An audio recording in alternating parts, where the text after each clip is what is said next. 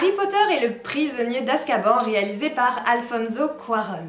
Ce troisième volet de la saga est différent des deux premiers. On entre ici déjà dans un épisode beaucoup plus sombre de la saga, notamment avec des effets visuels spectaculaires comme ceux des détraqueurs. Il faut savoir qu'il a fallu plus de 6 mois à l'équipe visuelle pour produire les détraqueurs. Alors, outre les détraqueurs, le prisonnier d'Azkaban, c'est aussi l'apparition du célèbre Magicobus, de la carte du maraudeur, mais bien sûr du personnage Sirius Black, interprété par le légendaire Gary Oldman, ou encore l'hippogriffe Buck. Parmi ces événements, revenons sur les faits marquants de ce troisième opus.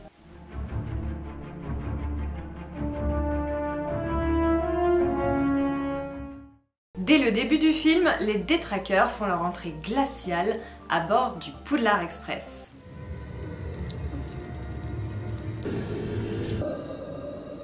Les détraqueurs sont les gardiens de la prison d'Azkaban, et sous leur apparence humanoïde, vêtue d'une cape très sombre, ces créatures des ténèbres aspirent à ceux dont ils croisent le chemin toute émotion de bonheur pour y laisser place seulement à la tristesse et au désespoir. Ils peuvent même aller plus loin en aspirant l'âme complète d'une personne en la laissant dans un état végétatif. Le seul moyen de les repousser, c'est donc l'utilisation du célèbre sortilège du Patronus. A noter d'ailleurs que parmi les Mange-Morts, qui sont les fidèles partisans de Lord Voldemort, Severus Rogue est le seul capable de produire un Patronus. C'est la preuve d'ailleurs qu'il n'est pas un réel mange-mort, puisque pour être capable de produire un Patronus, il faut être doté d'une force positive. Or, aucun mange-mort n'est capable de le faire en réalité. Expecto Patronum! Donc vous l'aurez compris, si l'on ne veut pas se retrouver avec de la bouse de dragon à la place du cerveau, il vaut mieux éviter les détraqueurs. D'ailleurs, l'auteur J.K. Rowling a inventé ces créatures des ténèbres en se basant sur son combat contre sa propre dépression. Et d'ailleurs, manger du chocolat est un excellent remède. Mais attention, son effet n'est que passager. Nous allons maintenant nous intéresser au célèbre Magicobus, le magnifique bus violet qui apparaît dans ce troisième opus. Il s'agit d'un bus à double étage, inspiré d'un bus rouge londonien. Il est non visible par les moldus et heureusement parce que vu la vitesse à laquelle il roule, il y aurait de quoi nous donner le tournis. Ça va secouer un max! Alors petit secret de tournage, comment ils ont reproduit cet effet supersonique du Magicobus qui zigzague entre le trafic londonien? Eh bien voici la réponse. Les scènes ont été filmées avec le Magicobus roulant à une allure normale de 50 km/h pendant que le trafic alentour roulait lui à une vitesse d'escargot de 12 km/h. Et le film ralentit. Lorsque les scènes ont été remises à vitesse normale, le bus apparaît comme s'il roulait super vite. A savoir également pour la petite anecdote du Magicobus que l'auteur J.K. Rowling avait deux grands-pères prénommés Stanley et Ernie. Et ces deux prénoms ont été respectivement donnés au contrôleur et au conducteur du Magicobus.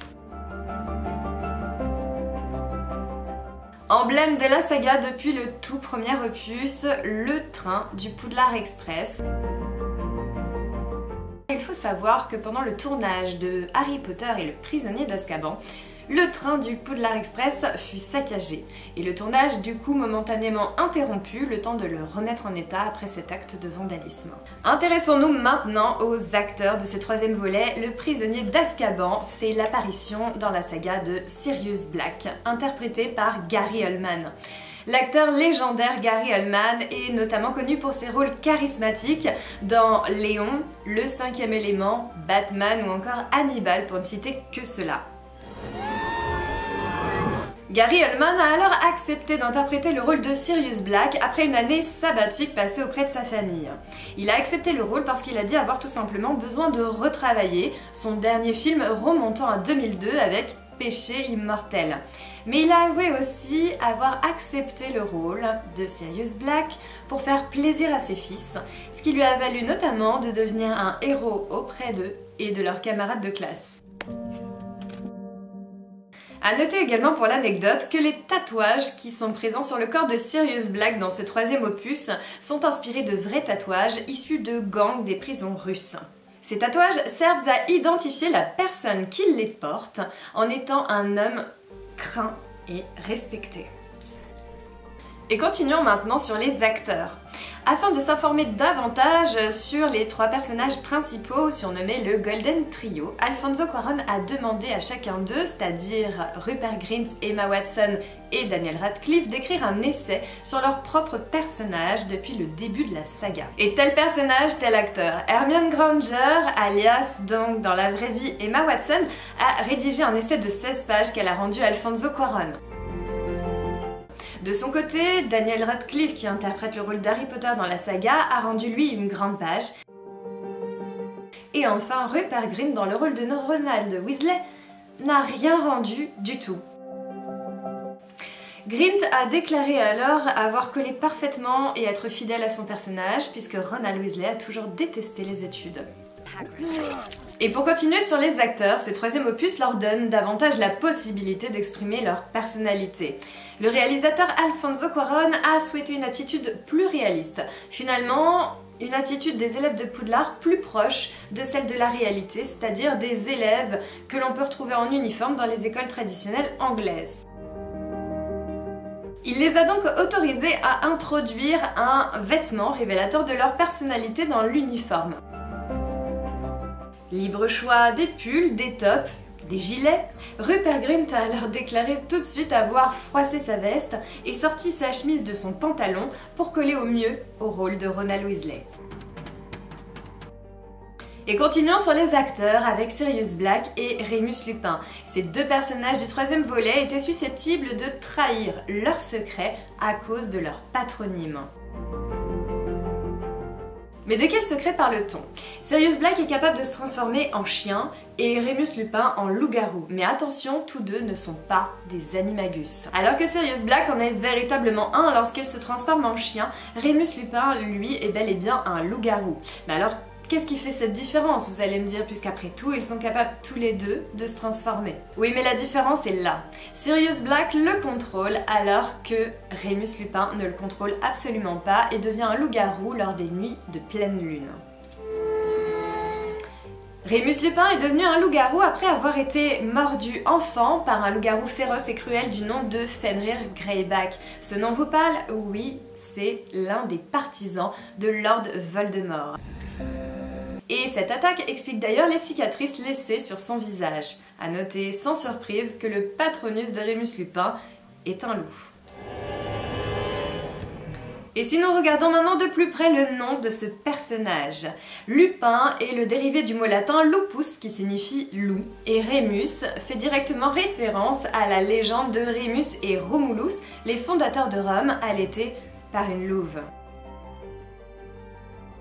De la même façon, Sirius Black peut être démasqué. Comme la plupart des membres de sa famille, Sirius Black porte le prénom d'une étoile, Sirius. Dans ce cas précis, il s'agit de la constellation du Grand Chien. Et Black, son nom de famille, qui se traduit par noir en français. Les deux assemblés nous donnent donc un grand chien noir. C'est exactement l'animal dans lequel se transforme Sirius Black.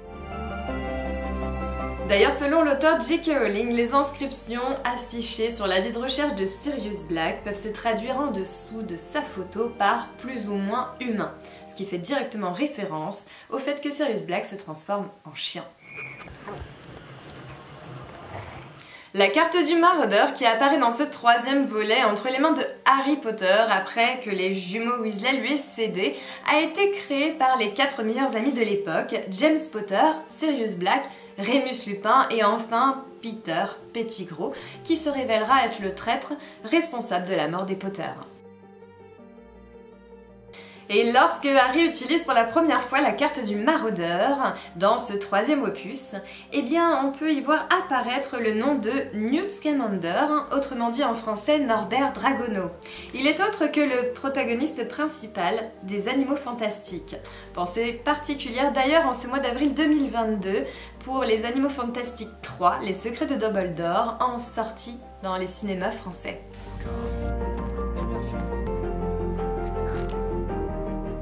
Une anecdote plus délicate maintenant, et si vous n'avez pas regardé le générique de fin du troisième opus, alors vous êtes passé à côté et cette information, elle est pour vous. Au moment du générique final, on peut voir sur la carte du maraudeur des pas entremêlés. Oh, il semblerait que ça se béconne dans les couloirs de Poudlard. Regardez.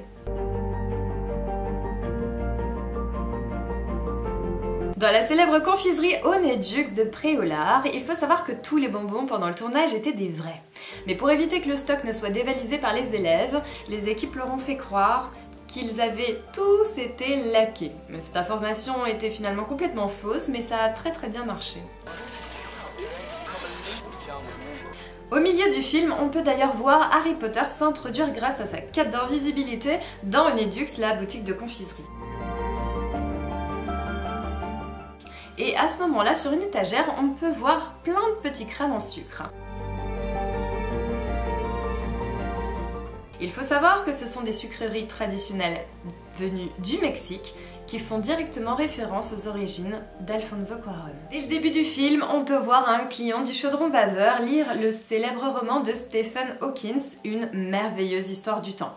Clin d'œil, oui, façon habile d'annoncer le futur voyage dans le temps qui attend Harry et Hermione à la fin du film grâce au retourneur du temps. Autre anecdote maintenant, Harry Potter et le prisonnier d'Azkaban, c'est le seul film dans lequel Lord Voldemort n'apparaît sous aucune forme. On peut simplement l'apercevoir rapidement dans un portrait de l'un des couloirs de Poudlard.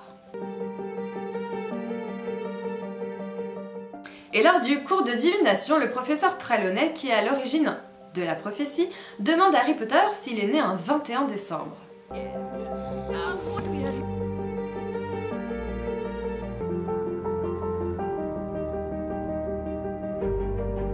Eh bien, c'est tout simplement parce que Tom Jedusor, alias Lord Voldemort, est lui bel et bien né un 21 décembre.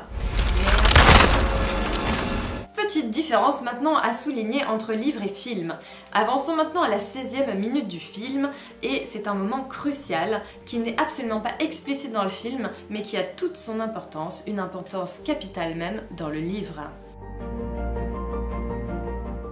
Harry voit dans cette scène un article de journal qui présente la famille Weasley en vacances en Égypte. Souvenez-vous.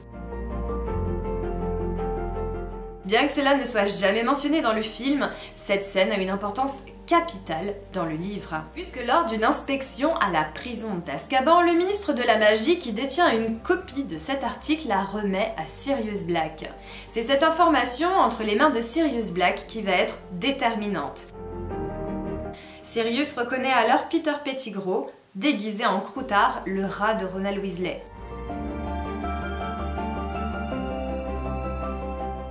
Et c'est cette information précise qui le décidera alors à s'enfuir de la prison d'Azkaban pour exercer sa vengeance à l'égard de Peter Pettigrew, le traquer jusqu'à Poudlard pour le tuer.